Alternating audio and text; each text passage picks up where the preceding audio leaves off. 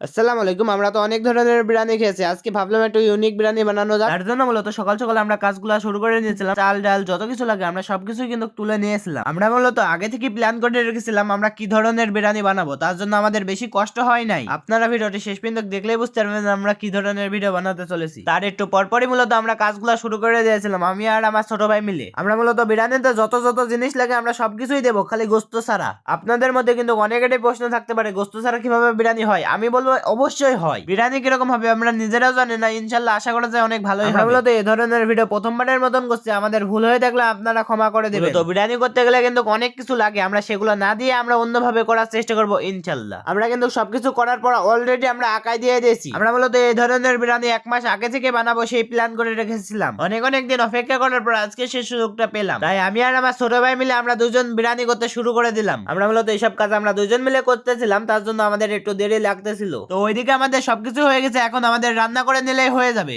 কিন্তু রান্না করতে গিয়ে যে হাল হবে আমরা ভাবতেই পারি নাই কোনোদিন। আমরা কিন্তু দুজন ভাবতেছিলাম কিরকম আসলে বিরিয়ানিটা হবে, আমরাও নিজেরাও জানি না কিরকম বিরিয়ানিটা এখন হবে। তো যাই হোক, অনেক অনেকক্ষণ অপেক্ষা করার পর আমাদের বিরিয়ানিটা প্রায় শেষের দিকে চলে এসেছিল। এখন আমাদের কাজ 5 মিনিট অপেক্ষা করা, তারপর খাওয়া। তারপর 5 মিনিট অপেক্ষা করার পর কিরকম স্বাদ হলো আমরা দেখার জন্য আমরা প্রায় চামচটা হাতে নিয়ে দেখলে অনেক স্বাদ। এই ধরনের বিরিয়ানি কিরকম স্বাদ হয় আপনারা চাইলে বাড়িতে বানা দেখতে পারেন। তো ভিডিওটা এই পর্যন্ত কি ভালো লাগলে লাইক কমেন্ট শেয়ার সাবস্ক্রাইব।